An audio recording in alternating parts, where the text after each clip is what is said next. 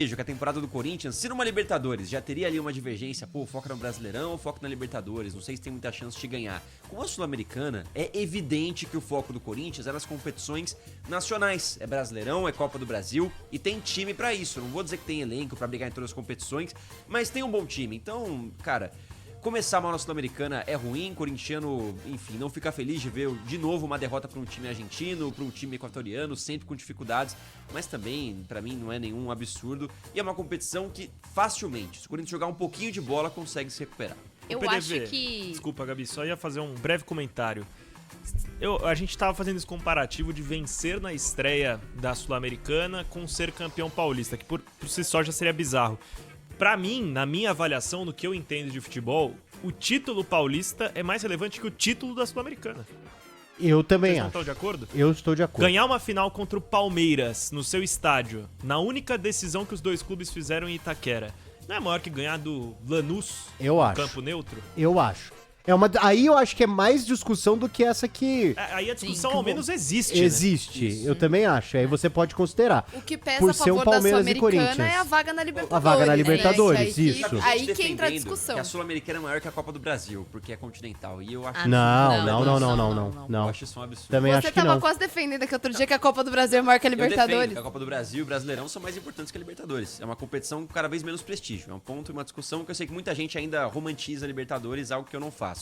Mas o Sul-Americana menos ainda, gente. Pelo amor de Deus. Eu também acho. Na Eu também minha concepção, a torcida do Corinthians ontem só ficou brava pelo que ela viu em campo. Sim. Ela não ficou brava porque perdeu pro Huracan na primeira rodada da Sul-Americana. Não foi por isso que ela ficou brava. Ela ficou brava porque viu o Matheus Bidu e o Mateuzinho. Viu o Félix Torres errando de novo. Viu o Memphis Depay quase fez um gol, mas não no seu melhor nível de futebol. Viu o Corinthians parecendo um time completamente perdido em campo. Então, pra mim, a torcida ela fica revoltada mais por isso, porque ela começa a pensar, bom, se na Sul-Americana na primeira rodada foi assim, a gente teve um empate com o time reserva contra o Bahia, vão retornar os jogos do Campeonato Brasileiro, como que vai ser? Então acho que a torcida fica pensando mais nisso, nas opções que o Corinthians tem quando não tiver um time completo, porque em alguns momentos vai precisar contar com esses jogadores que aqui estão, tirando o Giovani, porque eu tô até agora tentando entender o que passou na cabeça do Ramon Dias quando ele coloca o Giovani. Giovani Porque não pra era mim isso não relacionado fez sentido há nenhum. 2 meses pra uma partida. E aí do nada ele aparece entre os relacionados. E aí eu conversei com o Giovani, ele tá há 2 meses de acabar o contrato, né? Em 30 de junho ele deixa de ser jogador do Corinthians. E aí eu chamei um pessoal que é próximo do Giovani e falei, pô, e aí? Eu vi que ele foi relacionado. Contrato, renovação, avançou alguma coisa? Não, tá na mesma, que o Ramon tá gostando dele nos treinos e resolveu chamar pros jogos. Então, foi algo bem repentino, o Giovani não tava nem indo pro banco, agora foi pro banco, entrou, foi a primeira substituição do jogo e tá na frente de um cara como o Igor Coronado, por exemplo, né?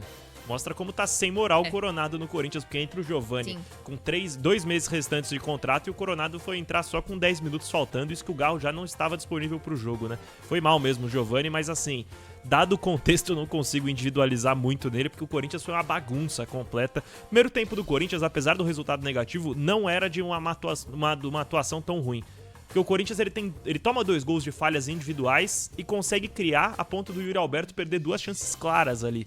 E o Ramon, desesperado no intervalo, abre mão de tudo que ele tinha no meio-campo pra jogar num 4-2-4. Aí ficou a seleção do Dorival, né? Sem meio de campo, lotado de atacantes sem conseguir atacar. Tomou contra-ataque o segundo tempo inteiro e a melhor chance foi num chute de trás do meio de campo do Memphis Depay. Então, uma atuação coletivamente muito ruim do Corinthians e muito centralizado nas escolhas que o Ramon fez do intervalo em diante. E ontem a gente tava falando aqui que seria um confronto fácil pro Corinthians, né? Eu fui um dos que falou aqui que eu imaginava um jogo mais fácil pro Corinthians do que do São Paulo na Libertadores contra o Tadieres, que o São Paulo acabou vencendo. E, cara, muito pelo contrário, a gente tava errado, porque o Huracan se mostrou um time organizado, podia ter vencido de 3-4 do Corinthians com naturalidade, Corinthians muito mal. E a conquista do Campeonato Paulista, não vou dizer que iludiu o torcedor, mas às vezes vai dar uma impressão diferente de alguns jogadores. O Corinthians não tem só craques no seu time, não é um time perfeito, longe disso, e não é um time assim que a gente vai colocar como principal candidato a nenhuma competição depois do Paulistão. Não é principal candidato à Sul-Americana, não vejo também principal candidato à Copa do Brasil, ao Campeonato Brasileiro, porque algumas peças ainda falham muito, o Corinthians tem problemas, e o trabalho do Ramon segue não sendo um trabalho perfeito, mesmo que credenciado pelo título paulista.